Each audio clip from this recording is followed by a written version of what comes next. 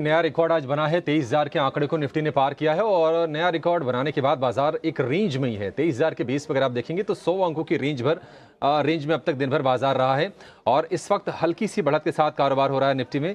22,980 के पास है निफ्टी और निफ्टी बैंक की बात करें तो वहां पर करीब करीब 200 अंकों के आसपास की तेजी है। निफ्टी बैंक की तेजी के पीछे बड़ा क्रेडिट कह सकते हैं कि मेजॉरिटी क्रेडिट आप एचडीएफसी बैंक को दे सकते हैं, क्योंकि एचडीएफसी बैंक इस वक्त निफ्टी का टॉप गेनर है। 2.25% के आसपास की तेजी हम एचडीएफसी बैंक में देख रहे हैं और कल के सत्र में भी एचडीएफसी बैंक में तेजी थी, तो लीडरशिप वहां से आ रही है। 1,500 रुपए का आंकड़ा पार करने के बाद आप देख रहे हैं कि लगातार मजबूती इसमें बढ़ रही है और इस वक्त डे हाई पर एचडीएफसी बैंक ट्रेड करता हुआ आपको दिखेगा। इसके अलावा जो बड़े वेटेज वाले कुछ शेयर्स हैं, जरा उन पर नजर डाल लीजिए। हम देख रहे हैं कि एलएनटी में भी आज 1.5% के आसपास की तेजी है। कल भी एलएनटी का शेयर चल रहा था, तो कुछ जो लीडर जो शेयर्स हैं आज भी वहां से बाजार को डायरेक्शन मिल रहा है, वहां से लीडरशिप मिल रही है और इस लीडरशिप की बदौलत निफ्टी को सपोर्ट भी मिल रहा है। अदरवाइज हमने देखा था कि इंट्राडे के दौरान निफ्टी लाल निशान में भी गया था, लेकिन वहां से उभरकर फिर से हम देख रहे हैं कि 22,980 के आसपास हर निशान में कारोबार करता हुआ दिख रहा है। निफ्टी बैंक 185 अंकों पर कल के 1000 अंकों की तेजी के बाद आज फिर से वहां पर मोमेंटम दिख रहा है। लेकिन अगर आप एडवांस डिक्लाइन के रेशियो को देखेंगे तो इस वक्त जो गिरने वाले शेयरों की संख्या है वो ज्यादा है चढ़ने वाले शेयरों के मुकाबले। एनएसई पर करीब करीब 1400 शेयर हैं लाल निशान वाले और उसके मुकाबले 995 शेयर हैं इस वक्त हरे निशान के साथ कारोबार करते हुए। और वायदा के जो शेयर्स हैं, एफएनओ के जो शेयर्स हैं, उसमें भी ये रिफ्लेक्ट हो रहा है। 101 शेयर कमजोरी वाले हैं और उसके मुकाबले 78 शेयर इस वक्त हरे निशान के साथ कारोबार कर रहे हैं। कुछ शेयर जहां पर आज हम जबरदस्त सेक्शन देख रहे हैं। यूबीएस की रिपोर्ट आई थी, वोडाफोन आइडिया का शेयर इंट्राडे में 11% तक चढ़ गया था, लेकिन ऊपरी स्तरों से थोड़ी सी प्रॉफिट टेकिंग का शिकार हो रहा है। फिर भी करीब 7% ऊपर ये शेयर कारोबार कर रहा है। पीएफसी आरईसी चल रहे हैं। इसके अलावा हम डिफेंस स्टॉक्स में देख रहे हैं कि भारत डायनेमिक्स हो गया, एचएएल हो गया, कोचिन शिपयार्ड हो गया, ये तमाम शेयर, पारस डिफेंस हो गया, ये तमाम शेयर आज बाजार को सपोर्ट देने का काम करते हुए दिख रहे हैं। लेकिन चलिए आगे बढ़ते हैं, अपने एक्सपर्ट्स को जोड़ लेते हैं और उनसे बातचीत करते हैं। हमारे साथ जुड़ गए हैं आज के हमारे 3 खास मेहमान। रवि सिंह हैं, अमोल आठवाले हैं और इसके अलावा फंडामेंटल एनालिसिस करने के लिए आशीष कपूर हमारे साथ जुड़ गए हैं। रवि जी और अमोल जी, आप दोनों का बहुत शुक्रिया, स्वागत है टी9 स्वदेश पर। रवि, शुरुआत आपसे करना चाहेंगे। नए रिकॉर्ड के बाद एक रेंज में बाजार है, लेकिन इतने बड़े बेस पर कल की तेजी को बाजार ने अगर सस्टेन किया, यह भी बहुत अच्छी चीज कही जाएगी। किसी प्रॉफिट टेकिंग का कोई मूड नहीं दिख रहा है। रवि, यहां से अगले 1 घंटे में ये बताइए कि बाजार में क्या करना चाहिए। क्या कोई भी डिप्स आए 50 अंक की, 100 अंक की, उसको खरीदारी के लिए इस्तेमाल करना चाहिए? देखिए, आपका इसी शो को याद रखें, मैं इस पे एक स्ट्रैटेजी बताने वाला हूं जिसे पहले सिंपल फॉलो करें। और वो ये है कि 3 बजे, एग्जैक्टली 3 बजे 1 मिनट की जो भी कैंडल बनेगी उसका हाई अगर ब्रेक हो गया तो हम फ्रेश बाय कर लेंगे और अगर लो ब्रेक हो गया तो सेल कर देंगे। और टारगेट अपना निफ्टी का अगर टारगेट देख रहे हैं तो 25 पॉइंट का एक अपसाइड मूव का दिखाई देगा या डाउन साइड का। अब इस स्ट्रैटेजी को याद रखिए और 3 बजे एग्जैक्टली हम लोग इसको आज एप्लीकेबल करके आपको दिखाते हैं कि क्या इसमें मिलने वाला है। निफ्टी के लेवल्स की बात करें, बिल्कुल आपने अभिषेक जी और जिस हिसाब से अभी यहाँ पर डिम्पी जी एक समरी बनाने की कोशिश कर रहे थे, इसमें कोई डाउट नहीं है कि वोलेटाइल रहेगा, डिप पे बाय की स्ट्रैटेजी रखनी चाहिए। निफ्टी पे ऑप्शन में अगर ट्रेड ले रहे हैं तो बुल स्प्रेड या फिर कॉल और पुट को दोनों को बाय करके चलिए। सेल करने की गलती मत करिएगा, क्योंकि यहाँ टाइम वैल्यू गिरता हुआ दिखाई तो देगा लेकिन कल सारा एब्जॉर्ब करता हुआ, यानी मंडे को एब्जॉर्ब करता हुआ नजर आएगा। तो सेल नहीं करना, बाय साइड से चलना है। दूसरी तरफ अब बैंक निफ्टी या निफ्टी में अभी की स्ट्रैटेजी क्या है? अगर यहां से 10-15 पॉइंट का एक करेक्शन दिखता है तो बिल्कुल बाय करें, बहुत लंबे करेक्शन का इंतजार ना करें। बैंक निफ्टी में 30-35 पॉइंट, निफ्टी में 10 से 15 पॉइंट।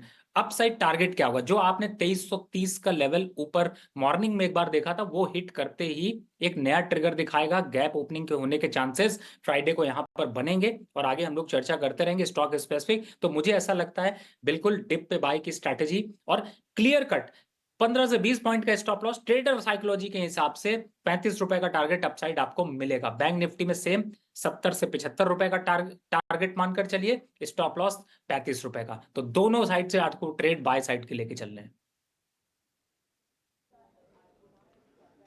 ठीक है, ये हो गया बाजार पर आपका व्यू। बाजार पर लौटेंगे, आपके लिए हम बेहतरीन ट्रेडिंग कॉल्स भी लेंगे, लेकिन एक कंपनी है Zaggle prepaid, software as a service, SaaS वाली ये कंपनी है और उसके नतीजे आ गए हैं। नतीजों के बाद हम देख रहे हैं कि कंपनी के शेयर में बहुत ज़बरदस्त तेज़ी देखने को मिली थी शुरुआती सत्र में।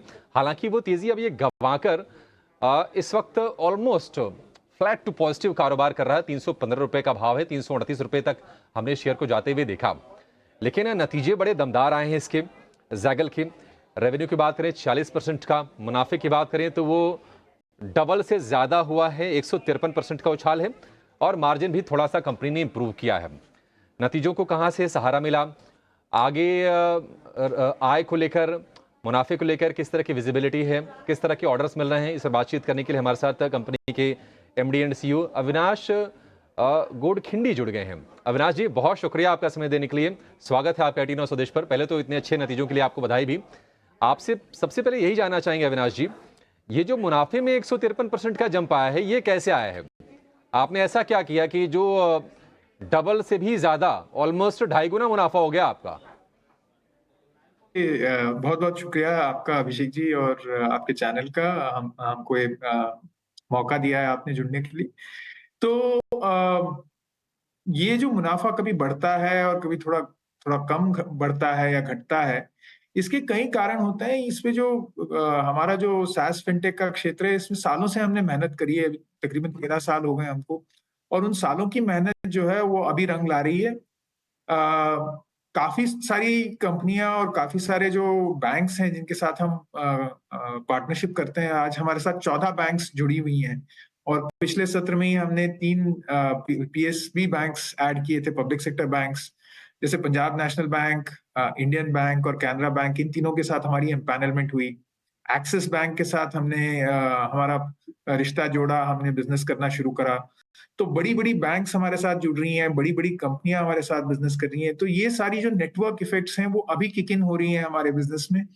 मेहनत हमने तो सालों से करी है, पर जो मेहनत है वो अभी रंग ला रही है, तो इसीलिए मुनाफ़ा जो है वो काफ़ी अच्छा नतीजे आए हैं। अविनाश जी, आप कहीं न कहीं फिनटेक वाली कंपनी हैं। मार्जिन हम देख रहे हैं कि आपने 10% का रिपोर्ट किया है। आप ज़रा बता पाएँगे कि सस्टेनेबल मार्जिन क्या होगा अगले हम कुछ सालों की बात करें तो? और क्या आप 15% के मार्जिन पर लौटने को लेकर आपको उम्मीद है? कब तक हो पाएगा ये? देखिए, मार्जिन तो इस टाइप के बिज़नेस में आपका मार्जिन आने वाले सालों में बढ़ता ही जाएगा। मार्जिन बढ़ने के कोई ना बढ़ने के कोई रीज़न्स नहीं है, क्योंकि आप देख रहे हैं कितने ज़्यादा ट्रेंड्स हैं डिजिटाइज़ेशन के, कितना ज़्यादा कंपनियों पे अभी दबाव है कि वो कंप्लायंट रहें, वो सारी चीज़ों को ब्लैक एंड व्हाइट में करें, सारे ऑडिट ट्रेल्स मेंटेन करें। और इन चीज़ों को कैसे करेंगे आप? कागज़ पत्री पे तो कर ही नहीं सकते हैं, और कितना एक्सेल, ईमेल पे आप ये चीज़ें नोट डाउन करते रहेंगे। आपको एक सिस्टम चाहिए, एक सिस्टम ऑफ इन्फॉर्मेशन चाहिए, और ऐसा सिस्टम चाहिए जो सिर्फ़ आपके जो अकाउंटेंट हैं वो उसको अपडेट नहीं कर रहे हैं, जैसे आपकी ईआरपी होती है। ये इन्फॉर्मेशन आपके बिल्स हैं, आपके इनवॉइसेस हैं, ये तो हर एक एम्प्लॉयी के पास आती हैं। वो कैसे उसको फ़ीड करेंगे? वो उसको फ़ीड करने के लिए उनके पास कोई एक सिस्टम की ज़रूरत है। तो ये नीड जो है बहुत सेक्युलर ट्रेंड है अक्रॉस बोर्ड, हर जगह ये नीड है। और उस ट्रेंड पे हम राइड कर रहे हैं, उस वेव पे हम राइड कर रहे हैं। तो आने वाले सालों में आप देखेंगे कि मार्जिन्स जो हैं वो काफ़ी ही एक्सपैंड होंगे। ये आने वाले 2 सालों में हमारा फ़ोकस जो है वो मार्केट शेयर कैप्चर करने में है। हमारा फ़ोकस इस चीज़ पे है कि हम ज़्यादा से ज़्यादा निवेश करें अपने प्रोडक्ट्स पे, अपने लोगों पे, अपनी रीच पे, और मार्केट शेयर जो है अपना बढ़ाएँ। थोड़ा बहुत हमारा निवेश होगा मार्केटिंग या एजुकेशन पे, कि लोग समझें कि इसके फ़ायदे क्या हैं कंपनियों में, और एम्प्लॉइज़ के लिए वो ये क्यों यूज़ करें। तो उसमें हमारा थोड़ा निवेश जाएगा, पर आने वाले सालों में अगर आप मीडियम टू लॉन्ग टर्म देखते हैं, जी। तो यहाँ पे तो मार्जिन एक्सपेंशन की काफ़ी उम्मीद है। ठीक है अविनाश जी, वक्त की कमी है, एक छोटा सा सवाल और उसका छोटा सा जवाब चाहेंगे। आपने कहा कि मार्केट शेयर बढ़ाने पर आपका फोकस रहेगा। ये मार्केट शेयर आप बढ़ाएंगे कैसे? क्या आप कोई इनऑर्गेनिक कोई योजना बना रहे हैं, कोई एक्विजिशन को लेकर, किसी पार्टनरशिप को लेकर आप कुछ तैयारी कर रहे हैं? कैसे करेंगे आप ये? तो छोटा सवाल नहीं है ये, पर मैं संक्षेप में आपको जवाब देने का प्रयत्न करूंगा। हमने ऑर्गेनिक ग्रोथ के हिसाब से 45 to 55% आने वाले साल में ग्रोथ की गाइडेंस दी है। पहले 40% था, अभी 45 to 55% दे रहे हैं। और 2 सालों में हमने ये एक्सपेक्टेशन जाहिर किया है कि हम डबल होंगे, हम हमारे बिजनेस को डबल करेंगे। तो ये हमारे एक्सपेक्टेशंस हैं। इसके लिए पार्टनरशिप्स भी हैं, इसके लिए हमारा खुद का मोमेंटम है, जो हमने इतने सालों में पार्टनरशिप्स किए हैं, उनका जो अभी बेनिफिट मिल रहा है। और हमारे खुद की जो सेल्स फोर्स है, जो टीम है, जो कॉन्ट्रैक्ट साइन करते आई है इतने साल, उसमें जो मोमेंटम है, क्रॉस सेल हमारे लिए एक बहुत इंपॉर्टेंट चीज है, क्योंकि 3 प्रोडक्ट हैं हमारे। बहुत सारे कंपनियां सिर्फ एक ही प्रोडक्ट ले रही हैं, तो हम उसमें क्रॉस सेल में भी मेहनत कर रहे हैं और अच्छा रिजल्ट भी देख रहे हैं उसमें। जहां तक इनऑर्गेनिक ग्रोथ की बात है, वो चेरी ऑन द केक है, इसके ऊपर है। और उसपे भी हम काफी सारे अपॉर्चुनिटीज को एक्सप्लोर कर रहे हैं, बातचीत जी। जारी है। और हम्म, जैसे उस पे कोई फाइनल डिसीजन होता है, हम आपको इत्तला करेंगे। परफेक्ट। ठीक है। अविनाश जी, बहुत शुक्रिया सर, बातचीत करके आपसे बहुत अच्छा लगा। बहुत ही क्लैरिटी के साथ, बहुत ही बारीकी के साथ आपने अपने नतीजों को भी समझाया और आगे का आउटलुक भी हमारे सामने रखा, हमारे दर्शकों के लिए आपने उसको बताया। Thank you so much sir. चलिए आगे बढ़ेंगे और अपने एक्सपर्ट्स के पास चलेंगे। हमारे साथ अमोल आठवले भी अब जुड़ गए हैं और अब सीधे आपके लिए लेकर आएंगे closing trades.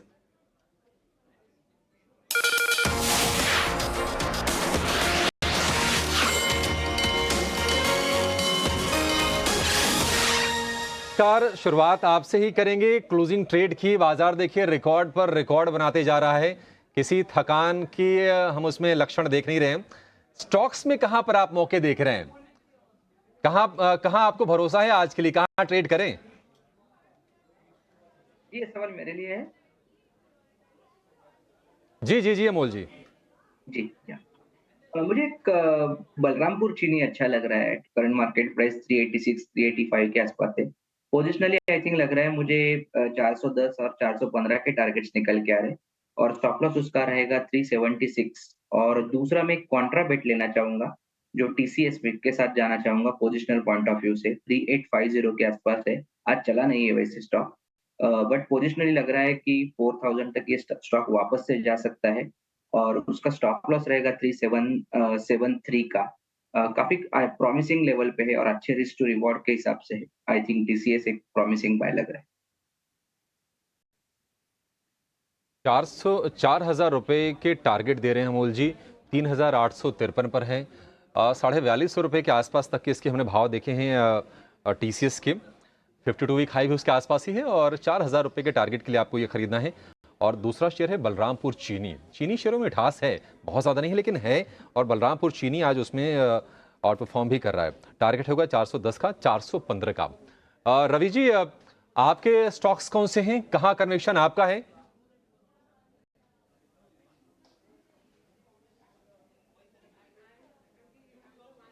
Ravi please please unmute कीजिए सर, फिर आपको सुन पाएंगे हम। जी क्षमा चाहूंगा। देखिए, मैं कह रहा हूं मेरा टारगेट तो सिंपल है कि मार्केट अगर तेजी में है तो तेजी की तरफ ही रखें, और क्या हाई बनेगा क्या लो बनेगा उसको एक बार छोड़ें। ये समझने की कोशिश करें कि मार्केट अगर तेज है तो सब कुछ तेज है, कोई हाई स्टॉक पकड़ नहीं सकता। तो मेरे हिसाब से यहाँ पर 2 स्टॉक नजर आ रहे हैं जो मुझे लगता है कि आपको इस क्लोजिंग सेशन तक में एक प्रॉफिट दे पाए, और अगर कैरी हुआ तो और अच्छा प्रॉफिट होगा। कोल इंडिया है पहला स्टॉक जिसको कि मैं करंट लेवल पर बाय करूंगा। टारगेट 520 के लक्ष्य के लिए, स्टॉप लॉस 492 के स्टॉप लॉस से साथ में। ये मत देखिए स्टॉक बहुत चला आगे, अभी कितना बढ़ गया, आज भी तेजी पे है, आगे और चलने वाला है, इसकी यहां पर पकड़ने की कोशिश करते हैं। दूसरा स्टॉक तो आपने पहले ही शो के चर्चा में ले लिया, पीएफसी। हो सकता है बहुत से लोगों को लगे कि यार ये तो ऑलरेडी बढ़ चुका है 3-4%, 5% अब ले रहे हैं। सर बढ़ने की कोई रुकावट नहीं होती, और जब स्टॉक चलने पे आता है तो कुछ भी 5% नहीं होता। अभी भी दम कम है, 510 का लक्ष्य दिखा सकता है। रिस्क रिवॉर्ड रेशियो भी बेहतर हुआ, 20 के अगेंस्ट में 10 रुपए का रिस्क। तो मुझे लगता है यहां पर इसको भी बाय करना चाहिए। और चूंकि इस प्रोग्राम का क्लोजिंग सेशन तक में आपको थोड़ा मुनाफा ले जाएंगे तो अच्छा रहेगा। नहीं लिया, कल के लिए भी मन किया कि चलो कल ही कैरी कर लेंगे, अब देख रहे हैं, तो आपके लिए ये 2 स्टॉक्स जो कि आपको आज की रणनीति में उतारने हैं। ठीक है, पीएफसी को लेके वैसे मन में रवि संशय लोगों के होगा नहीं, क्योंकि साल भर में अगर देखें तो ये शेयर तो 3 गुना 3.5 गुना हुआ है। और आज भी इसने अपना ऑल टाइम हाई बनाया है। 490 रुपए के आसपास का भाव है। 510 रुपए का टारगेट इसके लिए, 520 रुपए का टारगेट कोल इंडिया के लिए। तो 500 रुपए के भाव के आसपास वाले दोनों शेयर रवि ने आपके लिए चुन के दिए हैं। अच्छा, एक शेयर आपसे हम अमोल राय जानना चाहेंगे। आज हम देख रहे हैं कि डिफेंस में बहुत अच्छा उछाल है। भारत डायनेमिक्स में स्टॉक स्प्लिट आया है, वो शेयर चल रहा है। कोचिन शिपयार्ड भी चल रहा है, पारस डिफेंस भी चल रहा है। लेकिन आप ना एचएएल पर व्यू दीजिए, क्योंकि एचएएल भी बहुत ही गजब रफ्तार से चला है। पिछले अगर महीने भर की भी चाल देखें तो क्या कमाल की तेजी हमने एचएएल के शेयर में देखी है। एचएएल 5% ऊपर फिलहाल ये ट्रेड कर रहा है और भाव हो गया है 5,378 रुपए का, जिसने हाई बनाया है। एचएएल में क्या मौजूदा स्तर से भी आप तेजी देख रहे हैं या फिर बहुत चल गया है? थोड़ा सा संभल के ट्रेड करें इसको। जी जरूर, आई थिंक आपने सही बोला कि ये स्टॉक काफी प्रॉमिसिंग रैली कर चुका है। ये महीने में अगर हम सीरीज में देखते हैं तो 30% तक का रैली कर चुका है। अभी अगर मैं देखता हूँ तो कहीं भी स्टॉक में वीकनेस तो है नहीं, और जो मीडियम टर्म या शॉर्ट टर्म टेक्सचर है वो अभी भी अच्छा ही है। सो आई थिंक ट्रेंड के साथ बने रहना चाहिए। बट जैसे कि एक एक्सेस रैली हो गया, तो एक इंट्राडे टाइम फ्रेम में थोड़ा सा टेम्पररी ओवरबॉट कंडीशन है। तो मुझे लगता है कि फ्रेश बाइंग यहाँ पे अवॉइड करना चाहिए। जिनके पास है वो 5000 के नीचे का लेवल सपोर्ट स्टॉप लॉस के साथ बने रह सकते हैं स्टॉक में। बट डिप्स आएंगे, डिप्स मिलेंगे। अगर करेक्शन आता है तो एक बाइंग अपॉर्चुनिटी फिर ढूंढनी चाहिए। ब्रॉडर टेक्सचर अच्छा ही है।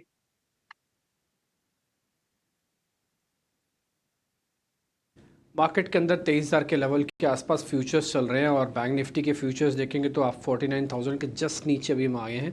कोई ज़्यादा उतार चढ़ाव नहीं, मार्केट को सिर्फ जो आज करना था वो कर चुका है। इस पूरे हफ्ते के अंदर जो देना था वो दे चुका है। अगला हफ्ता नए तरीके से कैलकुलेशंस बैठेंगी, नए तरीके से कामकाज होगा। जैसे मैं स्टार्टिंग में बता चुका हूँ, अगला हफ्ता डेरिवेटिव एक्सपायरी का भी है।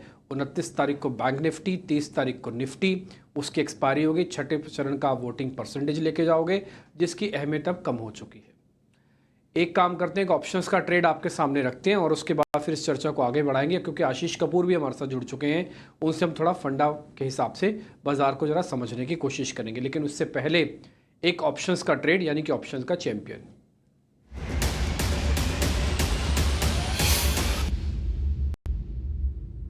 ध्वनि पटेल हमारे साथ हैं। ध्वनि, जरा बताएं कौन सी ऑप्शन चुनी है आपने? आज का हमारा ऑप्शन का ट्रेड जो यहाँ पे रहेगा वो एक कंडीशनल कॉल है। भारतीय एयरटेल में यहाँ पे बुलिश साइड के ट्रेड सेटअप्स देखने को मिल रहे हैं। ऊपर की तरफ में 1420 तक के स्पॉट लेवल में टारगेट्स बनते हैं। 1400 की कॉल ऑप्शन के जरिए हम इसको ट्रेड करेंगे। आप 11.5 के ऊपर इसको खरीदे। अभी 10 रुपए के करीब इसका भाव चल रहा है। इसको हमें 11.5 रुपए पे खरीदना है। टारगेट इसका जो है वो 20 रुपए का बनता है और स्टॉप लॉस आपको 7.5 रुपए का लेके चलना है। रिस्क रिवॉर्ड के हिसाब से 1:2 का रिस्क रिवॉर्ड बैठता है और आपका अधिकतम मुनाफा यहाँ पे 3,800 और अधिकतम नुकसान 1,900 तक का हो सकता है। ठीक है, भारतीय एयरटेल की जो आप कॉल बता रहे हैं 1400 स्ट्राइक की है ना, ये मई वाली कॉल है ना? जी बिल्कुल, मई वाली कॉल कंडीशनल कॉल है, इसीलिए इसको 11.5 के ऊपर खरीदना है आपको। 1400 की कॉल की स्ट्राइक। ठीक है, अभी ये चल रही है 10 रुपये। वैसे मैं जानकारी आपको दे दूं, 11.5 मतलब 1.5 रुपये भी और चलना चाहिए, तब भारतीय एयरटेल के बाद होगा। देखिए, कुछ ना गेस्ट आपको लगाते हैं कि टेक्निकल ये लेवल आ जाएगा तो फिर लेना। आप भी सोचते हो कि 10 रुपये की चीज़ है, मना कर रहे हैं, 11.5 रुपये कह रहे हैं खरीद लो। ये क्या मतलब हुआ? तो 1.5 रुपये तो उल्टा सस्ता मिल रहा है, आप क्यों नहीं खरीद रहे? कन्फर्मेशन नहीं है, कन्फर्मेशन नहीं है। मान लीजिए आप एक बस पे जा रहे हैं, बस जा तो इधर ही रही है, लेकिन पता लगे आपके स्टॉप तक तो पहुंची नहीं, उसका अगला ही स्टॉप पे रुक जाने वाली बस थी। तो पहले नंबर तो चेक कर लें कि हमारे एरिया में जाएगी भी नहीं जाएगी। तो इससे पहले कन्फर्मेशन तो आ जाए, उसके बाद सौदा प्लस करना। इसलिए 11.5 रुपये में आपको खरीदारी करनी है। 7.5 का स्टॉप लॉस है, 20 रुपये का टारगेट है। प्रॉफिट लॉस की कैलकुलेशंस दी हुई है। नुकसान ऊपर मत लिखा कीजिएगा, हमेशा पहले मुनाफा बोला जाता है, फिर नुकसान की कैलकुलेशंस होती है, नहीं तो डर लगेगा पहले नुकसान दिख जाएगा। तो ठीक जी धोनी, बहुत शुक्रिया, थैंक यू वेरी मच। लिख दिया हमने, 11.5 के ऊपर ही खरीदना। अभी 10-20 चल रहा है, सौदा 11.5 तक वैलिड ही नहीं माना जाएगा और इसको देखा भी नहीं जाएगा। ये स्टैंडर्ड डिस्क्लोजर। 10 में से 9 लोग जो पैसा इसलिए गवा देते हैं, थोड़ा फाइनेंशियल डिसिप्लिन की ज़रूरत होती है ऑप्शंस के अंदर। यहाँ पे भावनाएं भारी हावी हो जाती हैं भाव के मुकाबले। आशीष कपूर हमारे साथ जुड़ चुके हैं। Ashish sir, thank you very much आज समय देने के लिए। सर, देखते ही देखते मार्केट ने 21,800 की रिकवरी को 23,000 के नए रिकॉर्ड में तब्दील कर दिया। देखते ही देखते ये इतनी स्पीड से हुआ कि कुछ लोग इसको रिकवरी मान रहे थे, इतने बाजार ने फ्रेश लॉन्ग करके गैप देके आपको काम खत्म कर दिया। अभी बाजार को क्या करना है सर? चुनाव के नंबर्स आने में करीब करीब अभी 10 दिन हैं। 10 दिन तक क्या करें फिर? बैठे रहें, बेच दें, खरीद लें, क्या करें? देखो, फर्स्टली आई थिंक मार्केट मेरे ख्याल कभी भी ऐसा बिल्कुल स्क्रिप्ट पे तो पे करता नहीं है। और अगर ये उम्मीद थी कि मार्केट चुनाव तक रिजल्ट तक नहीं चलेगा तो वो भी मेरे ख्याल गलत थी, बिकॉज मार्केट को सरप्राइज करना ही था किसी तरफ से। और दूसरा, जहां तक मेरी कन्विक्शन है, मेरे मुताबिक ये जो बुल मार्केट है ये अभी भी बहुत लेग्स और हैं, regardless of whatever the outcome is June 4 को। जून 4 का जो आउटकम है that can either give you a one small pump on the higher side, जो अब आफ्टर दिस रैली वैसे ही बहुत ज्यादा नहीं होगा, और या फिर इट कैन करेक्ट बैक जो पूरा 20,000 से जो 22,800 अब 20,000 का जो मूव है लास्ट 6 मंथ का, उसको एक अच्छे से करेक्ट कर सकता है if the results are disappointing. उससे ऊपर कुछ भी नहीं है। तो आपका जो ब्रॉडली जो स्ट्रक्चर है बुल मार्केट का, वो तो मेरे ख्याल से इंटैक्ट ही रहेगा। और जहां तक बाइंग का सवाल है, आपको अपना कन्विक्शन देखना है, कहाँ पे आपको स्टॉक्स है, कौन से स्टॉक्स आपको ठीक लग रहे हैं और कहाँ आपको तेजी आपके मुताबिक बनी रह सकती है। मेरे मुताबिक जो सेक्टर जहाँ पे थोड़ा सा मेरे को लग रहा है एक्सेस हो रहा है, that is the entire PSU space. मैं ये नहीं कह रहा कि बिल्कुल खत्म हो रही है rally, but I think excess हो रहा है, बहुत ही ऑब्वियस इजी ट्रेड हो रहा है। तो I think that is where जहाँ पे थोड़ा ध्यान रखना चाहिए। तो तकरीबन नो ब्रेनर जैसे स्टॉक्स लाइक REC, BEL, कहीं ना कहीं अगर करेक्शन आती है मार्केट में तो वो काफी एक बार करेक्ट कर सकते हैं। Other than that I think broadly अगर मार्केट्स में देखा जाए तो देयर आर पॉकेट्स जहाँ पे अभी भी स्कोप बहुत अच्छा है। IT सेक्टर मेरे मुताबिक काफी देर के बाद थोड़ा थोड़ा करके वापस आ रहा है, मोमेंटम पिक कर रहा है, और इसमें बहुत सेफ्टी है आपके पास, क्योंकि पिछले 2-3 साल का अंडर परफॉर्मेंस है और मजबूती है, नंबर्स भी कोई बुरे नहीं आ रहे। और इसमें दूसरा सेक्टर जो है FMCG, ऐसा जो इंडिकेशन आ रहा है कि रूरल कंजम्पशन दोबारा से बढ़ रही है, दोबारा से उसमें तेजी आ रही है, और मॉनसून के भी इस टाइम बहुत अच्छा अनुमान है। तो अगर मॉनसून ठीक ठाक रहती है तो FMCG स्टॉक्स में दोबारा तेजी आ सकती है। Again lying low for some time, HUL हो या ITC हो, नेस्ले हो, इन सब ने कोई बहुत ज्यादा कुछ नहीं किया पार्टिसिपेट अभी तक। ITC ने पहले 2023 में किया था, उसके बाद वो भी पिछले ऑलमोस्ट 1 साल से साइडवेज है। तो मेरे मुताबिक इनमें इन पॉकेट्स में आप सेफली इन्वेस्ट कर सकते हैं। आपका IT sector, FMCG, select pharma stocks, यहाँ पे दोबारा आ रहा है मोमेंटम। आपके ऑटो में अभी भी मेरे मुताबिक जैसे मारुति है और प्लस जो अच्छी ऑटो एसेसरीज हैं, उनमें मेरे मुताबिक अभी भी स्कोप बहुत अच्छा है। आपका अगर साल से ऊपर का होल्डिंग पीरियड है तो डिक्लाइंस में आप अभी भी बाइंग कर सकते हैं। तो इंडिविजुअल पॉकेट जहाँ पे मेरे को नहीं लगता कि मार्केट को लेके कोई ज्यादा चिंता होनी चाहिए। और जून 4 को मेरे मुताबिक ओवर रिएक्ट किया जा रहा है। मेरे मुताबिक तो इट विल बी लाइक, अब जैसे अब थोड़ा चल भी गया मार्केट, तो I think it will almost be like non event. वो एक दिन थोड़ा वोलेटाइल होगा आपका, डेफिनेटली फ्राइडे जो एग्जिट पोल से पहले वोलेटाइल होगा, मंडे को वोलेटाइल होगा depending on what the exit poll conclusions are, and Tuesday of course volatile होगा। 2-3 दिन की वोलेटिलिटी के बाद I think market will stay on course, जो चल रहा है वही चलेगा। तो मेरे को लगता नहीं कि बहुत ज्यादा उस पर फोकस करना चाहिए। आपकी स्टॉक सिलेक्शन पे फोकस करो, तो आई थिंक आप ज्यादा स्टेबल भी रहोगे, आपकी पोर्टफोलियो की अर्निंग्स भी ठीक रहेंगी, और जो ये नॉइज है वो जैसे सेटल होगा तो नॉर्मल जो ट्रेजेक्टरी है मार्केट की, उस बेसिस पे वो दोबारा चलना शुरू हो जाएगा। आशीष सर ने सारी बात अपने आराम से कह दी है, हमने बिना कोई रोका टोका किए हुए, क्योंकि वो सारी बात कायदे की बता रहे थे, एक एक पॉइंट अपने एक्सपीरियंस के बेसिस पे बता रहे हैं। 4 तारीख को देख के जो लोग मार्केट में उतर के फैसला ले रहे हैं कि हम बाज़ार के अंदर आएंगे और मुकद्दर का सिकंदर हो जाएगा, शायद थोड़े सावधान रहें। कुछ भी नहीं हो, ऐसा भी हो सकता है। रही बात इंडिया विक्स की, इंडिया विक्स ने बढ़ना और गिरना दोनों बंद कर दिया है। हो सकता है कि मार्केट, जैसे इस बार क्या हुआ कि मार्केट में सरकार की घोषणा होने से पहले ही ऑल टाइम हाई बन गया, तो बी अवेयर, थोड़ा सावधान रहे। और एक और चीज़ आशीष सर ने बहुत क्लियर की है, वो है ऑटो, एफएमसीजी, आईटी और फार्मा। इन चारों शेयर्स पे, इन चारों सेगमेंट्स पे एक्चुअली थोड़ा आपको ज़्यादा पॉजिटिव रखना है। अब आप ऐसा नहीं है कि कल खरीदना ही शुरू कर दें, अगर आपने ले रखा है तो बस उसी को संभाल लो, उसी को मैनेज कर लोगे तब भी पैसे बन जाएंगे। नया खरीदना, नए बेचने से पैसे नहीं बनते, जो चीज़ संभाली हुई है उसी से ही पैसे बनेंगे।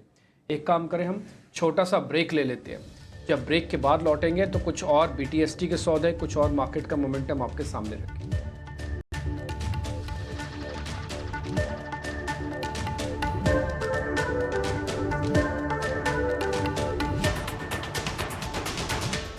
इंडियाबुल्स हाउसिंग फाइनेंस लिमिटेड ने अपने सिक्योर्ड रिडीमेबल एनसीडीज के पब्लिक इशू की घोषणा की है। प्रतिवर्ष 10.75% तक का कूपन रेट प्रस्तावित किया है। ट्रांच 6 इशू सब्सक्रिप्शन के लिए खुल चुका है। सब्सक्राइब करने के लिए www.indiabullshomeloans.com पर लॉग ऑन कीजिए। रिस्क फैक्टर्स, डिटेल डिस्क्लेमर और अधिक जानकारी के लिए कृपया सेबी, स्टॉक एक्सचेंज, कंपनी तथा लीड मैनेजरों की वेबसाइटों पर उपलब्ध शेल्फ प्रोस्पेक्टस और ट्रांच 6 प्रोस्पेक्टस देखें। मेरा नाम आफ्ताब सैफी है, मैं हरियाणा फरीदाबाद का रहने वाला हूँ। टाइम्स नाउ नव भारत मैं काफ़ी लंबे समय से देख रहा हूँ। मेरे मन में ये था कि एक बाइक लूंगा मैं। मुझे कॉन्टेस्ट में हिस्सा लेने का मौका मिला, मेरा इसने सपना साकार किया। बाइक जीत कर मुझे बहुत अच्छा लगा।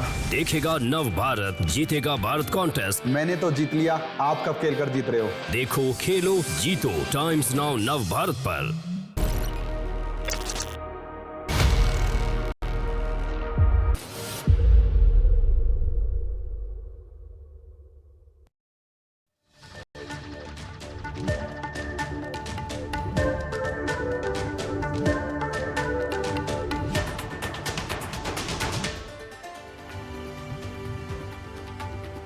ठीक है, तो बाजार एक रेंज में ही है, हालांकि हरे निशान में टिकने की कोशिश है निफ्टी की 22,970 के आसपास। और निफ्टी बैंक की तेजी थोड़ी सी और बढ़ गई है, अब करीब 250 अंकों के आसपास की तेजी हो गई है। HDFC बैंक करीब करीब 0.25% ऊपर है कल की तेजी के बाद। HDFC बैंक में रवि ये बताइए, क्या कोई ऑप्शन ट्रेड आपकी नजर में है क्या? किसी को ऑप्शन के जरिए अगर प्ले करना हो, क्या करें, कैसे ट्रेड करें इसको? देखिए, इस समय तो आपने सही वैसे ट्रेड पूछा है, क्योंकि आप फ्यूचर आप खरीदोगे तो थोड़ा सा डर लगेगा। वैसे इस समय अगर जो लोग फ्यूचर खरीदे हुए हैं उनके लिए भी एक ऑप्शन ट्रेड बताता हूँ, और जो लोग ऑप्शन पे ट्रेड कर रहे हैं उनके लिए भी एक ट्रेड बताता हूँ। देखिए, जिन लोगों ने फ्यूचर खरीद रखा है, इस समय चल रहा है 1517 का आपका कैश चल रहा है, तो आपके लिए ऑप्शन ये है कि अगर आप फ्यूचर खरीद लेते हैं, सपोज करिए कि आप बैंक HDFC बैंक यहाँ पर खरीदते हैं, तो 1540 का कॉल को यहाँ पर बेच दीजिएगा जब फ्यूचर खरीदिएगा ₹6 का, तो ₹6 का आपका ये रिस्क कुछ कवर कर लेगा। दूसरी तरफ है कि बढ़ता है तो आपको 1540 तक कोई खास जो है वो रिस्क नहीं होगा, आपको बेनिफिट यहाँ पर मिलेगा, और इसके बीच में रहा तो आपको प्रॉफिट मिल जाएगा। अब आ जाते हैं ऑप्शन, जो सिंगल ऑप्शन करना चाहते हैं उनके लिए यहाँ पर एक सिंपल स्ट्रैटेजी बन रही है कि आप 1520 की कॉल जो कि चल रही है ₹13 पे, उसको आप खरीद लीजिए, और साथ ही 1540 वाली कॉल जो ₹6 चल रही है, 6 साढ़े 6 रुपए के बीच में, उसको आप बेच दीजिए। आपका रिस्क कितना हो गया? रिस्क आपका हो गया यहाँ पर मिनिमम सिर्फ ₹6 का, लेकिन आपको रेंज कितनी मिल रही है? रेंज आपको मिल रही है यहाँ पर ओवरऑल ₹14 की, यानी कि, और बाकी मल्टीप्लाई कर दीजिए लॉट साइज से, तो रिस्क रिवॉर्ड रेशियो बेहतर है। मुझे लगता है ये ट्रेड जरूर करिए। ऑप्शन में ट्रेड कर रहे हैं, फिर से रिपीट कर देता हूँ, 1520 की कॉल को खरीदना है और 1540 की कॉल को बेचना है। एक बुल स्प्रेड क्रिएट करना है, क्योंकि यहां से थोड़ा तेजी के साइन दिखाई दे रहे हैं। तो मुझे लगता है ये ट्रेड आपको एक अच्छा प्रॉफिटेबल ट्रेड बना सकता है। ठीक है, HDFC बैंक की कॉल में बुल स्प्रेड 1520 वाली खरीदनी है, उसके ऊपर वाली यानी कि 1540 वाली बेचनी है। इस वक्त हम अच्छी तेजी देख रहे हैं 1.5% के आसपास की। अगर हम कैश की बात करें तो HDFC बैंक में बढ़िया मोमेंटम बना हुआ है। इस बीच 2-3 नंबर्स आ गए फटाफट। एक तो सुज़लॉन के नंबर आए, उसके बाद हम देख रहे हैं कि हडको के नंबर्स आ गए हैं और दोनों ही नतीजों के बाद हम देख रहे हैं कि शेयरों में कमज़ोरी ही है। अगर हम हडको की बात करें तो एनआईआई यानी कि ब्याज से होने वाली जो आय है उसमें थोड़ी सी हम कमज़ोरी देख रहे हैं। हालांकि ₹2.65 प्रति शेयर के डिविडेंड का भी ऐलान किया है। सुज़लॉन भी नतीजों के बाद थोड़ा सा गिरते हुए हमने शेयर को देखा है। अच्छा, एनआई बढ़ी है हुडको की, पौने 12% बढ़ी है, 761 करोड़ रुपए पर इसकी एनआई आई है। हालांकि नतीजों के बाद ये शेयर गिरा, फिर संभलने की कोशिश करता हुआ दिख रहा है। पीपीओपी करीब यानी कि प्री प्रोविजनिंग ऑपरेटिंग प्रॉफिट 44% बढ़ा है, 845 करोड़ रुपए पर ये आंकड़ा आया है। पौने ₹3 के आसपास के डिविडेंड का ऐलान किया है। हालांकि हडको अच्छी रफ्तार से ये शेयर चला है। एक बार इस पर व्यू ले लेते हैं। हडको को लेकर क्या करें अमोल?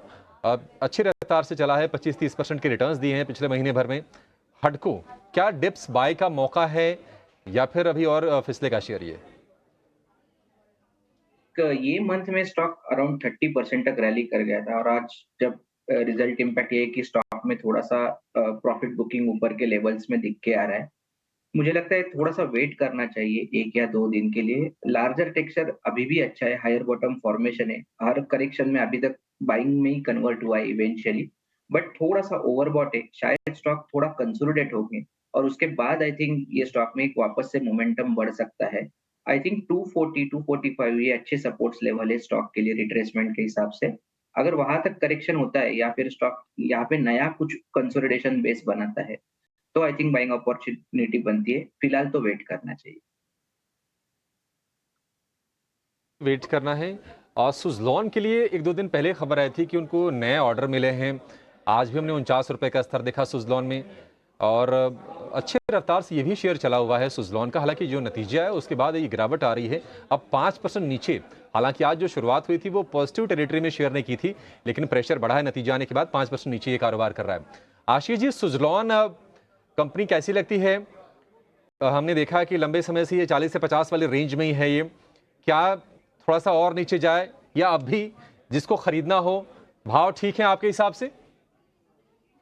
भाव ठीक है, आपका थोड़ा नजरिया लंबा होना चाहिए और मैं नहीं मानता कि ये रेंज में बहुत देर फंसा हुआ है, क्योंकि आप अगर देखें तो ये 13-14 रुपए था कोई बहुत ज्यादा मेकल, आई थिंक अगर मेरी मेमोरी ठीक है तो अबाउट 9-10 महीने पहले या मैक्सिमम 1 साल पहले 14-15 रुपए से चला था। अब वहां से ट्रिपल से भी ज्यादा हो गया और फिर एक रेंज में थोड़े कुछ महीनों से भी फंसा हुआ है। तो मूवमेंट, एक बहुत बड़ी मूवमेंट तो आ भी चुकी है। अब ऑब्वियसली कुछ देर तो यहाँ पे कंसोलिडेट भी करेगा, पर मैं ही मानता हूँ कि इसकी जो इम्प्रूवमेंट है ये बहुत ही रियल है और बहुत ही रिमार्केबल है और आगे चल के इनका बहुत बेनिफिट है, क्योंकि इंडस्ट्री में डिमांड बहुत ज्यादा है। इनकी जो प्रोडक्ट है उसकी भी डिमांड बहुत अच्छी है, अपने आप में एक तरह से बहुत वेल एस्टैब्लिश्ड प्रोडक्ट है इनका। तो दोनों तरफ से ठीक है, इंडस्ट्री की टेलविंड बहुत अच्छी है और इनका प्रोडक्ट का भी एक्सेप्टेंस बहुत अच्छा है। कंपनी का जो बैलेंस शीट है वो भी, बिकॉज जिस तरह से उन्होंने डेट रिड्यूस किया है, ऑलमोस्ट 0 कर दिया है, तो फाइनेंशियल स्ट्रेंथ भी बहुत अच्छी इंप्रूव हो गई है, बैलेंस शीट स्ट्रांग है। तो इसलिए मैं नहीं समझता कि कोई इसमें डरने वाली बात है। एक आधा रिजल्ट खराब होता है, ठीक है, थोड़ा नीचे आ सकता है और नीचे के स्तरों पर मेरे तो लगता है कि खरीदारी करनी चाहिए, बट आपका तो नजरिया लंबा होना चाहिए। 2-3 साल का नजरिया लेके चले तो यहाँ से मेरे हिसाब से यहाँ से डबल होने की या डबल से भी ज्यादा होने की एक क्षमता रखता है, बट लंबे अवसर में 2.5-3 साल का व्यू लेके चले। थोड़ी उसकी मार्केट कैपिटलाइजेशन भी ज्यादा है, इसलिए मूवमेंट यहाँ से स्लो आएगी, स्लोली मूवमेंट आएगी, क्योंकि कैपिटलाइजेशन अगर देखें तो वैल्यूएशन कंपनी की थोड़ी ज्यादा है ऑलरेडी, तो यहाँ से मूवमेंट की बहुत तेज नहीं आने वाली। पर अगर आप पेशेंटली इसको होल्ड कर सकते हैं तो यहाँ पे अभी भी रिटर्न काफी अच्छा आना चाहिए अगले 2-3 साल में। ठीक है, मुनाफा घटा है, हालांकि एबिटा यानी कि कामकाजी मुनाफे के फ्रंट पर देखेंगे तो वहां पर 49% का उछाल है और अब मार्जिन भी कंपनी ने इम्प्रूव की है। अगर आपका नजरिया 2.5 से 3 साल का है तो सुज़लॉन आप खरीदिए, ये मौजूदा भाव से डबल हो सकता है। आपको बता दें कि 1-2 दिन पहले जूनिपर ग्रीन एनर्जी नाम की कंपनी है, उससे कंपनी को करीब 400 मेगावाट का ऑर्डर मिला था और उसके बाद हमने देखा था कि शेयर अपर सर्किट पर भी चला गया था 5% के। हालांकि सर्किट लिमिट भी इसमें छोटी है। इस वक्त 46 रुपये के आसपास का भाव है सुज़लॉन के लिए। लेकिन चलिए अब हमारे सहयोगी गौरव जवलकर जुड़ गए हैं ये बताने के लिए कि बाजार खुलने के बाद नतीजों का, खबरों का किन शेयरों में एक्शन हुआ है। मार्केट एट 3 लेकर आएंगे अब।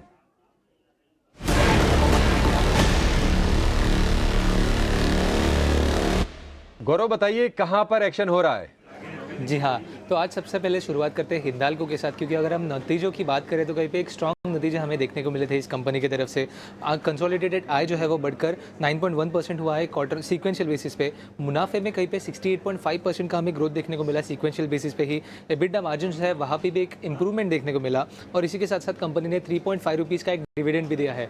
अगर हम नोवेलिस की बात करें तो उसके ऊपर कंपनी का कहना है कि आगे जाके डिसीजन अभी भी थोड़ा पेंडिंग है, बट इसी के साथ अगर हम शेयर में बात करें तो थोड़ी एक गिरावट देखने को मिली स्ट्रॉन्ग नतीजों के बाद भी।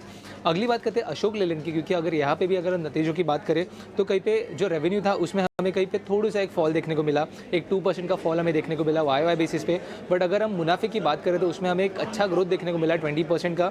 इसी के साथ साथ एबिटा मार्जिन की भी बात करें तो कहीं पे 11% से बढ़कर ये एबिटा मार्जिन जो है वो अभी 14% है, तो एक 300 बेसिस पॉइंट का यहाँ पे भी एक अपटिक देखने को मिला था। और इसी के साथ साथ एक मैनेजमेंट में भी एक चेंज देखने को मिला। मिस्टर के बालाजी जो है उनको अभी एक न्यू CEO के रूप में कंपनी ने अपॉइंट किया है और इसी के चलते अगर हमने शेयर में भी देखा तो एक मिक्स्ड व्यू देखने को मिला था।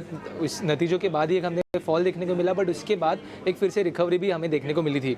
अगली बात करते हैं सुंदरम फाइनेंस की। इसमें कहीं पे अगर नतीजों की बात करें तो एक वीक नतीजे हमें देखने को मिले थे।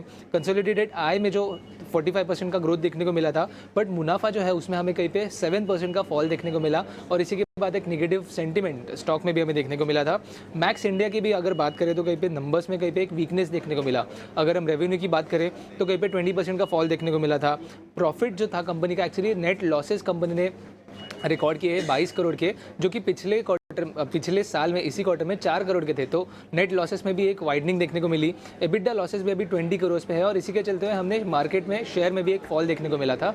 और आखिर में बात करते हैं एजिस लॉजिस्टिक्स की। इस कंपनी में काफ़ी अच्छे नतीजे जो है हमें देखने को मिले। रेवेन्यू की बात करें तो कहीं पे 14% का फॉल देखने को मिला, बट अगर हम नेट प्रॉफिट की बात करें तो कहीं पे 40% का इंक्रीज देखने को मिला था नेट प्रॉफिट में। एबिटा मार्जिन्स में भी कहीं पे एक अच्छा सुधार देखने को मिला 730 बेसिस पॉइंट्स का और एबिटा में भी हमें 50% का एक ग्रोथ देखने को मिला। और इसी के चलते हुए शेयर में भी अगर हम बात करें तो 6% से भी एक ज़्यादा अपटिक इस शेयर ने भी दिखाया। तो नंबर्स के दम पे ये सब स्टॉक्स जो है वो आज हमारे फोकस में बने रहे, क्योंकि एक अच्छा मोमेंटम जो है आज इन सब स्टॉक्स में हमें देखने को मिला था। ठीक है गौरव, बहुत शुक्रिया, थैंक यू वेरी मच ये पूरा लेखा जोखा बताने के लिए। इस समय 3 बजे का मार्केट देखेंगे तो थोड़ा वॉलेटाइल है, ना ही तेज़ी पाएगा ना ही मंदी, लेकिन हाँ एक अच्छी चीज़ हो रही है, बैंक निफ्टी के अंदर थोड़ा कैचअप हो रहा है एक्चुअली में, और कुछ नहीं है। ये कैचअप किस पॉइंट ऑफ व्यू से हो रहा है आपको देख के बताता हूँ। देखिए ये 49,000 के ऊपर फ्यूचर और स्पॉट दोनों आ गए हैं। पहले थोड़ा स्ट्रगल कर रहा था। दूसरा HDFC की बड़ा डेज हाई पे इसको रखे हुए है, करीब 1500-1600 का रेट, 15-16 का रेट आपको दिख रहा होगा स्क्रीन पर। ये देखिए डेज हाई पे आके ट्रेड करता हुआ दिख रहा है। मार्केट के अंदर मोमेंटम के हिसाब से यानी कि कंट्रीब्यूशन के हिसाब से भी ठीक है। एक और चीज़ जो इसके साथ हुई है, कल इसका फर्स्ट डे था जो इसने एवरेजेस को ठीक किया, एक स्ट्रॉन्ग फुटिंग करके क्लोजिंग किया। आज सेकेंड डे बैंक निफ्टी की इस तरह का चाल चलना बहुत इंपॉर्टेंट था। निफ्टी पे तो ना भी होता तब भी कोई मैटर नहीं था, बट बैंक निफ्टी का होना एक बहुत इंपॉर्टेंट चीज़ है।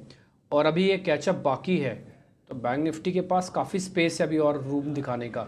एक काम हम ये करते हैं, अंशुल जैन हमारे साथ जुड़ गए हैं। कोई बैंक निफ्टी पे उनकी अपनी कोई स्टडी है, कोई ऑप्शन है या कोई शेयर है बैंकिंग से जुड़ा हुआ, तो वो उनसे पता कर लेते हैं। अंशुल जी नमस्ते, थोड़ा समय हम आपसे आजकल ज़्यादा ले रहे हैं सर, आपको सुबह भी डिस्टर्ब करते हैं, आपको शाम में भी आपके ट्रेडिंग टाइम में हम डिस्टर्ब करते हैं, लेकिन इसके लिए थैंक यू, आप टाइम निकाल के हमको देते हैं अपना समय। ज़रा बताइए सर बैंकिंग पे। सर आप तो आदेश किया करो कब हाजिर होना है।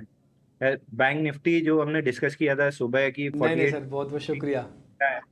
क्वार्टरली और मंथली वीवैप के ऊपर, तो यहाँ से 49,400 का टारगेट सुबह भी हमने डिस्कस किया था, ऑलमोस्ट वहाँ पे आ रहे हैं।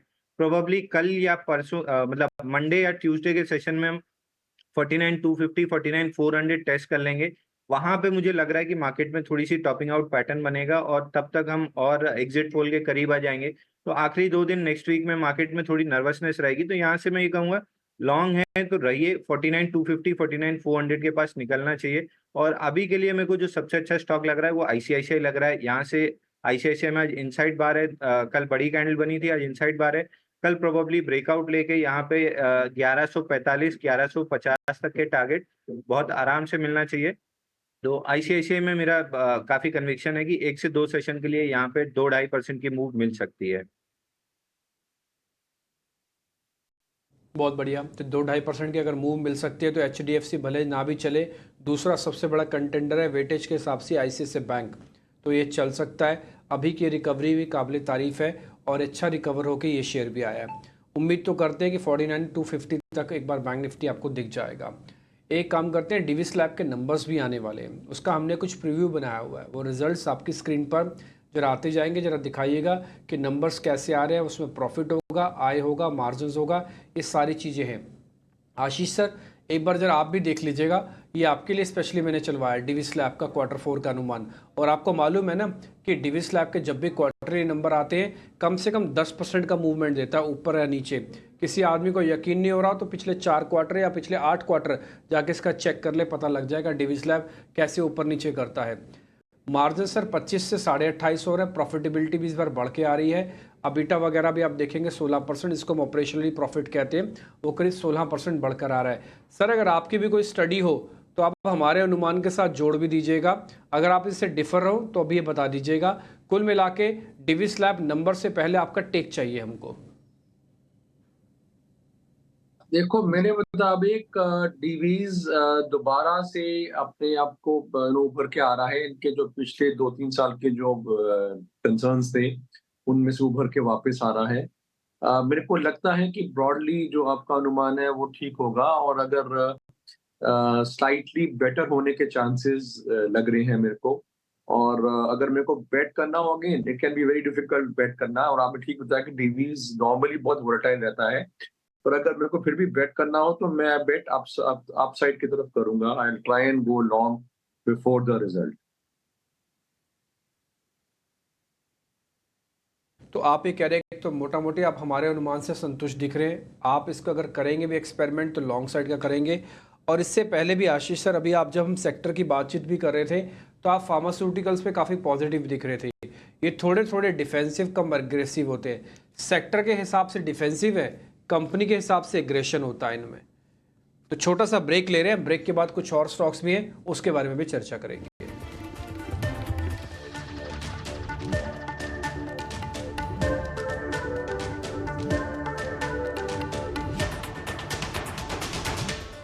पर बहुत ज़्यादा हलचल नहीं है, रिकॉर्ड हाई बन चुका है और उसको आप एंजॉय भी कर रहे हैं। शेयरों में भी एक्शन हो रहा है। हम देख रहे हैं कि कुछ दिग्गज जो बाजार को सपोर्ट दे रहे हैं, HDFC bank, axis bank, L&T, ये तमाम शेयर आज थामने काम कर रहे हैं। मारुति में भी हम देख रहे हैं कि आधे % के आसपास की तेजी है। अब ये समझ लेते हैं कि आपके लिए बीटीएसटी या फिर एसटीबीटी सोमवार के लिए मौके कहाँ पर बनेंगे, किन शेयरों में बनेंगे, अपने एक्सपर्ट से समझेंगे। और इसकी शुरुआत करेंगे हम रवि आपसे। बताइए आपका शेयर कौन सा है, बीटीएसटी के लिए या फिर एसटीबीटी के लिए? एक है तो एक बता दीजिए, 2 है तो और बेहतर। सर मेरे पास तो अगर आप 10 कहते तो भी हमारे पास लिस्ट तैयार है, क्योंकि आज का जो समय है उस पे आपको ज्यादा से ज्यादा स्टॉक को कवरेज देना पड़ रहा है। तो अभिषेक भाई आप जितने पूछेंगे हम उतने दे सकते हैं। पहला देखिए, आपने एसटीबीटी की बात की, बीटीएसटी की बात की, तो पहले BTST trade, buy today sell tomorrow, simple सी स्ट्रैटेजी है। अगर आप बीटीएसटी में जाना चाहते हैं तो पहले हमने स्टॉक रिकमेंड किया था जिसमें आपको पीएफसी दिया था, लेकिन अब उसी का एक दोस्त दे रहे हैं, पीटीसी, पावर ट्रेडिंग कॉर्पोरेशन, जो कि बीटीएसटी के लिए बेहतरीन स्टॉक है। मुझे लगता है अपसाइड टारगेट देखते हैं तो 245 के लक्ष्य यहाँ पर छू सकता है। स्टॉप लॉस देखते हैं 225, 227, तो रिस्क रिवॉर्ड रेशियो बेहतर है और यहाँ पर एक लिया जा सकता है। अब हर एक चीज तो हरा नहीं होगा, और हमारे अंशुल जी की जो है वो चूंकि रेड प्रेजेंटेशन है, तो एक प्रकार से देखा जाए तो मुझे ऐसा लगता है कि Naukri.com, यहाँ पर जो नौकरी है उससे खतरा दिख रहा है। तो खतरा कहाँ पर है, क्या टारगेट आ सकते हैं, इस समय लेवल्स के हिसाब से देखते हैं तो मुझे लगता है कि यहाँ से बड़ी गिरावट आ सकती है और इसमें 6000 तक के लेवल देखने को मिल सकते हैं। यानी जो अभी 6340 चल रहा है, ये जाएगा 6150 तक, और बेयरिश टोन यहाँ पर दिखा रहा है। और मुझे ऐसा लगता है कि 6000 तक के भी लेवल देखने को मिलेंगे, तो BTSTO या एक आध 2 दिन कैरी भी करेंगे, तो ये पार्टिसिपेशन इस पूरे इलेक्शन में नहीं कर पाएगा। स्टॉप लॉस रखिए 6450 का। मुझे लगता है ये 2 ट्रेड है, एक सेफ है, एक जो है वो थोड़ा-सा अग्रेसिव है, दोनों लेकर चल सकते हैं। ठीक है, तो इन्फो एज यानी कि naukri.com, इसमें आप STBT कीजिए, बेच के चलिए। ऊपरी स्तर से आज दिन के 200 रुपये नीचे शेयर आया है, 200 रुपये नीचे और जाने का भरोसा रखिए। अभी 6350 के आसपास है, 6150, उसके बाद 6000 के भी लेवल इसमें संभव ही आ सकते हैं। और PTC हमने देखा है कि 200 रुपये के भाव से अच्छा चला है शेयर ये। PTC में आपको लॉन्ग करना है, तो एक लॉन्ग एक शॉर्ट, ये हो गया रवि जी की तरफ से। अंशुल जी, आपके लिस्ट में कौन से शेयर हैं, आप क्या खरीदेंगे या बेचेंगे भी? देखिए अक्षय जी, रवि जी ने PFC का नाम दिया तो याद आ गया। सुबह ओपनिंग ट्रेड में PFC 472 रुपये में बाई दिया था, 499 का हाई बन गया है, तो वहां पे प्रॉफिट बुकिंग कर लेना चाहिए। और बैंकिंग काफी तेज लग रहा है, बैंक निफ्टी 49,250 49,400 तक लग रहा है। तो ICICI बैंक के बाद सेकंड बेस्ट काउंटर निकल के आता है एक्सिस बैंक। 1173 रुपये में इसमें BTST करना चाहिए। स्टॉप लॉस 1165 का बनेगा और टारगेट 1190 रुपये के आसपास का बनेगा। तो बैंकिंग सेक्टर में BTST कीजिए, एक्सिस बैंक टॉप पिक रहेगा। BTST करने की सलाह है एक्सिस बैंक में, और 1172 रुपये पर यह शेयर ट्रेड कर रहा है। इस बीच निफ्टी बैंक में आज एक्सिस बैंक का भी योगदान है, हालांकि जिसका सबसे ज़्यादा योगदान है वो है HDFC बैंक का। आपको हम पॉइंट के हिसाब से ही बता देते हैं कि निफ्टी बैंक जो चल रहा है, जो तेज़ी इस वक्त है करीब 200 अंकों की, उसमें कौन से बैंकों का सबसे ज़्यादा योगदान है। तो निश्चित तौर पर पॉइंट के लिहाज से अगर आप देखेंगे तो 338 पॉइंट, हालांकि इतना ऊपर नहीं है क्योंकि कुछ शेयर हैं नीचे खींचने वाले भी, जैसे कि SBI, ICICI bank, Kotak bank, ये शेयर नीचे खींच रहे हैं, लेकिन ऊपर ले जाने वालों में सबसे ज़्यादा योगदान है HDFC बैंक का, और 338 पॉइंट का योगदान है HDFC बैंक से इस तेज़ी में। चलिए कुछ और BTST या फिर STBT ट्रेड समझते हैं। हमारे एक्सपर्ट हमारे साथ बने हुए हैं। अमोल, आप बताइए, आपके नज़र में कहाँ पर ट्रेड बन रहा है BTST का, क्या खरीदेंगे आप? आई थिंक एक मारुति अच्छा लग रहा है, रेंज से बाहर निकल रहा है। मुझे लग रहा है कि एक पोजिशनल पॉइंट ऑफ व्यू से भी व्यू अच्छा है, बट 13,000 के आसपास चल रहा है। 12,900 12,850 का स्टॉप लॉस रहेगा। 13,200 13,300 तक ये स्टॉक जाने के पूरे चांसेस है। दूसरा, मुझे एक ICICI बैंक अच्छा लग रहा है, जैसे कि आज आप बोल रहे हो कि बैंक निफ्टी अच्छा परफॉर्म कर रहा है। ये 1120 का एक सपोर्ट रहेगा, 1160 1170 के टारगेट्स दिख के आ रहे हैं। ठीक है, मारुति सुजुकी 13,000 रुपये का भाव है, आधा % ऊपर ये शेयर कारोबार कर रहा है। लेकिन आज वायदा का टॉप गेनर है वोडाफोन आइडिया। दरअसल UBS की रिपोर्ट आई थी, UBS ने ये कहा कि ये शेयर यहाँ से 70-80% चलने के लिए तैयार है और 18 रुपये तक ये जा सकता है। उसके बाद क्या कमाल की रफ्तार हमने देखी, इंट्राडे में तो 11% चढ़ गया था। लेकिन UBS ने अपने रिपोर्ट में कहा क्या है, आखिर क्यों ये तेजी आएगी, उसके पीछे के रीजंस क्या हैं, ये बताने के लिए हमारी सहयोगी पूजा त्रिपाठी जुड़ गई हैं। पूजा, बताइए क्या ट्रिगर्स बनेंगे वोडाफोन आइडिया को लेकर? बिल्कुल, शानदार तेजी देखने को मिल रही है वोडा आइडिया में UBS की रिपोर्ट के बाद, और शेयर इंट्राडे में ही करीब 10% दौड़ चुका है। UBS ने भी जो रेटिंग है वो न्यूट्रल से बढ़ाकर खरीदारी की दी है और लक्ष्य भी 13 रुपये से बढ़ाकर 18 रुपये का कर दिया, यानी कि मौजूदा स्तर से करीब 70 से 80% की तेज़ी देखने को मिल सकती है। अब UBS की रिपोर्ट में क्या कुछ कॉमेंट्री आई है, उनका कहना है कि AGR बकाये के भुगतान में 50% छूट की उम्मीद है। SC सुप्रीम कोर्ट से AGR बकाये में राहत या इक्विटी में कन्वर्जन संभव है। AGR से पूरी तरह राहत मिली तो लक्ष्य 2400 का कर देंगे, 24 का कर देंगे, और सरकार से बकाये को लेकर मॉरिटोरियम की भी उम्मीद है। अगले 1 से 2 साल में टेलीकॉम टैरिफ में 15 से 20% बढ़त भी संभव है। और इसके अलावा सरकार ये भी चाहती है कि टेलीकॉम स्पेस में 3 बड़ी निजी कंपनियां ही रहें। तो उसमें वोडा आइडिया के संदर्भ में अगर बात करें तो ये सारे फैक्टर्स पॉजिटिव हैं। और अगर वोडाफोन आइडिया के शेयर की चाल देखें तो इस वक्त शेयर अपने सभी डेली मूविंग एवरेज के ऊपर कारोबार कर रहा है और काफ़ी उतार चढ़ाव के बीच आज हम ये लेवल देख रहे हैं। 1 जनवरी 2024 को ये 18 रुपये के आसपास था, अपने 52 हफ्ते के ऊपरी स्तर पर कारोबार कर रहा था। वहीं 25 मई 2023 को 52 हफ्ते के निचले स्तर पर अपने 6 रुपये के आसपास 52 हफ्ते के निचले स्तर पर भी पहुंच चुका था। उसके बाद भी हमने शेयर में काफ़ी ज़्यादा उतार चढ़ाव देखे, लेकिन अब जो रिपोर्ट्स आ रही हैं और जो ट्रिगर्स बन रहे हैं कंपनी के लिए, पहला लक्ष्य तो 18 रुपये का दिख रहा है और उसके बाद अगर पूरी तरीके से फ़ायदा यहाँ पे मिला कंपनी को तो 24 रुपये तक का लक्ष्य की भी बात की जा रही है वोडा आइडिया के लिए। शुक्रिया पूजा। तो यूबीएस ने जो कुछ कहा है वो कहने की कंडीशनल है कि अगर 50% संभावना बाजार के बकाये में छूट मिली तो ये तेजी होगी 18 रुपये तक की। 100% अगर छूट मिल जाती है, राहत मिल जाती है सरकार से, तो फिर 24 रुपये का टारगेट हो जाएगा। ये आप ध्यान रखिए चलिएगा। अंशुल जी, वोडाफोन आइडिया ऊपरी स्तर से थोड़ा सा नीचे आया है, 15 रुपये के अभी भी ऊपर ये कारोबार कर रहा है, 15 रुपये 20 पैसे का। क्या इसमें कोई बीटीएसटी अटेम्प्ट करना चाहिए या फिर चल गया तो थोड़ा डर लगेगा? देखिए अभिषेक जी, आपको याद होगा जब मई की सीरीज की शुरुआत हुई थी तब भी मैंने कहा था कि आइडिया में 114-115% का रोल ओवर हुआ है अगेंस्ट दी एवरेजेस। तो इस स्टॉक में कुछ ना कुछ बड़ी पोजीशंस बनी है और बड़ा मूव आएगा। हालांकि इसने पूरा महीना कंसोलिडेशन में और पोजीशन ऐड करने में निकाल दिया है। अब इस स्टॉक में ब्रेकआउट आया है, प्रीवियस मंथ हाई के ऊपर हम सस्टेन कर रहे हैं और अच्छे वॉल्यूम्स के साथ सस्टेन कर रहे हैं।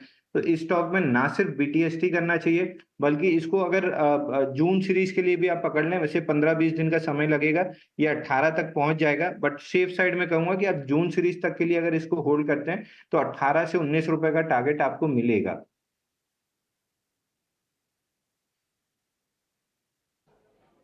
एंड वोडाफोन आइडिया आपको 18 से 19 रुपये तक का टारगेट मिलेगा। सुबह भी हम यही डेरिवेटिव्स की शीट पे ही डिस्कस कर रहे थे कि 18 तक का टारगेट तो बनता है। यूबीएस ने भी 18 ही बोला हुआ है एक्चुअली में, तो चरणबद्ध तरीके से चलेगा। वो कह रहे हैं अगर एजीआर वीजीआर कम होगा तो जाके 24-25 तक मामला बनेगा, नहीं तो वो भी 18 ही पहले ही बोल रहे हैं। खैर हम आगे बढ़े। इंडिया विक्स आप देखोगे तो 1.5% ऊपर है, निफ्टी लाल निशान में, बट बैंक निफ्टी ऑलमोस्ट अपने डेज हाई के आसपास आके क्लोज कर रहा है।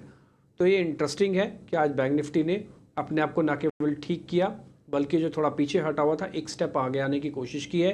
और अभी आप हमारे टेक्निकल एनालिस्ट आपको बैक टू बैक बैंकिंग की ही कॉल्स दे रहे हैं, चाहे वो ICICI हो, चाहे वो HDFC हो या फिर कुछ और बैंक्स। एक्चुअली में मेरा मन नहीं कर रहा कि मैं आपको शेयर ढूंढ के और आपको बताऊं, क्योंकि 3:26 हो चुके हैं। मैं चाहता नहीं कि ज़्यादा स्टॉक्स आपके पास होने चाहिए। एक राउंड का वोटिंग और होना है, फिर अगला हफ्ता एक्सपायरी का है, फिर वो लास्ट हफ्ता होगा एग्जिट पोल का। शनिवार को एग्जिट पोल के नंबर आएंगे तो आप रिएक्शन दोगे सोमवार को। सोमवार 3 तारीख है। उससे पहले मेरे को लगता है अगला पूरा हफ्ता आपको चेक एंड बैलेंसेस में निकालना चाहिए। ज़्यादा खरीदारी, ज़्यादा बेचने से अगर पैसे बनते तो फिर पूरा बाज़ार खरीद लिया जाए, पूरा बाज़ार बेच दिया जाए, ऐसे होता नहीं है। तो इसलिए बड़ा ही सिलेक्टिव, बहुत ही आराम से काम कीजिए। और एक और चीज़, काफ़ी सारे लोग 4 तारीख को, जैसे आशीष सर भी कह रहे थे, कि हाइप क्रिएट कर रहे हैं। बतौर एज एन एंकर मेरे को बार बार इसलिए बोलना पड़ता है क्योंकि वो वॉलिडिटी आएगी, लेकिन मैं भी उस हाइप का हिस्सा नहीं हूँ। मेरा भी ऐसा मानना है कि 4 तारीख वाली चीज़ों को कुछ ज़्यादा ही उतार चढ़ाव के साथ देखने की बात हो रही है। एक्चुअली मार्केट उससे पहले ही काम कर रहा है। जैसे हमारे कई को एंकर्स ने और प्रोड्यूसर साहब ने दिखाया, प्रधानमंत्री ने कहा कि बाज़ार नया रिकॉर्ड हाई बनेगा, HM ने कहा एक इंटरव्यू में कि नया हाई बनेगा, वो पहले ही बन गया और इसके चांसेस भी थे और इसका डाटा भी है। चुनावों का तो अभी 6ठा चरण भी नहीं हुआ। तो बहुत सारी चीज़ें ना आपको समग्रता में देखनी पड़ेंगी। ऐसा नहीं कि आप आंखें बंद करें, पट्टी बांधे और चल दें।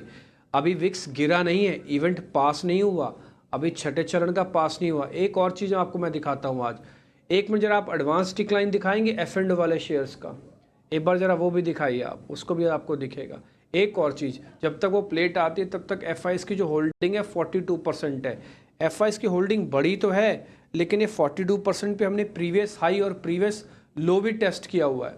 मैं आपको जानकारी के लिए बता दूं, इसी 40% की होल्डिंग पर हमने 21,800 टेस्ट किया है। इसी 40% की होल्डिंग पर हमने ऑल टाइम हाई टेस्ट किया है। तो एफआईज की होल्डिंग देखनी जरूर चाहिए, लेकिन ये बात भी मान लेनी चाहिए कि इसी 40-42% की एफआईज की होल्डिंग पर हाई और लो करीब करीब 1200 पॉइंट से 1300 पॉइंट का स्विंग निफ्टी का कैलकुलेटेड हुआ पड़ा है। थोड़ा सावधानी रखिए। मैं 4 तारीख के हाइप में नहीं जाना चाहता, बट हाँ 4 तारीख इम्पॉर्टेंट होगी। उससे पहले अपनी पोजीशंस को सिट टाइट करके बैठना है। अच्छे से काटा पीटी जो आपको करनी है वो सब आप करके बैठिएगा, और जितना लाइट रहेंगे उतना अच्छा होगा। 950 पता लगे आपने जो 10 दिन में मेहनत कर रहे हो ना, वो एक दिन की मेहनत के बराबर हो गया। बराबर इन द सेंस यानी कि उस दिन अच्छी अपॉर्चुनिटी हाथ में थी, लेकिन 10 दिन में आपने इतने पैसे गंवा दिए कि अच्छी अपॉर्चुनिटी हाथ से निकल गई। तो आप उस अपॉर्चुनिटी का भी वेट करो, वो अपने आप में एक अपॉर्चुनिटी है। डिप आया तो अपॉर्चुनिटी बनेगी, तेज़ी आई तो भी अपॉर्चुनिटी बनेगी। ठीक जी। तो 1400 शेयर आज डिक्लाइन के अंदर है, 950 शेयरों का एडवांसेस आपको दिख रहा है। इतने ही शेयर्स के साथ आज हम खुले थे। तो आज बाजार में फिर बढ़ा क्या? तो आज बाजार में डिक्लाइंस बढ़ा। शेयर ओपनिंग में भी इतने ही थे 950, अगर आपको याद होगा तो। ठीक, अब आप अपनी स्क्रीन पे वो सारे शेयर्स देख पा रहे हैं मार्केट के मोमेंटम के जो आपने आज देखे हैं। HDFC चाहे कोल इंडिया, REC, PFC हो, या इसके अलावा कुछ डिफेंस से जुड़े हुए शेयर्स हों जो टिपिकली चल रहे हैं, वही शेयर ही चल रहे हैं। ठीक, बड़े शेयर सिर्फ इंडेक्स को अच्छे से मैनेज कर रहे हैं। जैसे मैंने आपको एडवांस डिक्लाइन के हिसाब से बताऊँ, वो ख़राब है, लेकिन बड़े शेयरों की वेटेज अच्छी है, वो ऊपर है। बड़े शेयरों में पैसा कहाँ से आता है? एफआईज का आता है। एफआईज की एक राउंड की शॉर्ट कवरिंग हुई है, 30 से 42 आए हैं। क्या 42 से 50 हो जाएंगे? क्या वो भी नंबर से पहले 70 तक आ जाएंगे? अगर वो नंबर से पहले 50-60 हो गए तो फिर उनके लिए भी खरीदना क्या बच क्या रह जाएगा। तो सारी चीज़ समग्रता में आप देखिएगा, ध्यान से सब चीज़ों को समझ के काम कीजिएगा। कहीं हड़बड़ाहट नहीं है। 4 तारीख के बाजार बाद भी बाजार खुला रहेगा, कहीं बंद होने नहीं जा रहा है। बाजार हुआ है आज मार्केट की क्लोजिंग। तो बहुत बहुत शुक्रिया आज सभी मेहमानों का। अंशुल जैन बहुत बहुत शुक्रिया, thank you very much. Amol Thawale ji thank you very much, आज आपने टाइम निकाला। Ravi sir thank you very much, आज आपने फिर से हमारे लिए टाइम निकाला, बहुत बहुत शुक्रिया। और आशीष जी थोड़ा पहले चले गए, लेकिन उनका भी शुक्रिया अदा हम इसे करते हैं। अगर वो टीवी स्क्रीन से भी देख रहे हो तो उनको शुक्रिया है। मेरे को और अभिषेक को आप इजाज़त दे सकते हैं। फिलहाल इस कार्यक्रम से इतना ही, नमस्कार।